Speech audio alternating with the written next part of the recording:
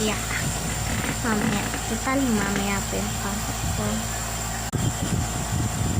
5 minutes later.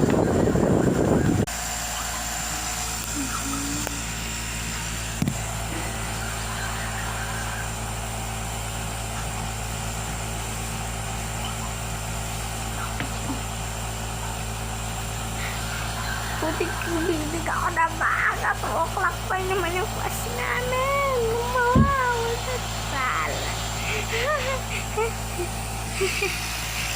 Ano sabi mo? 2 o'clock? 5 o'clock na.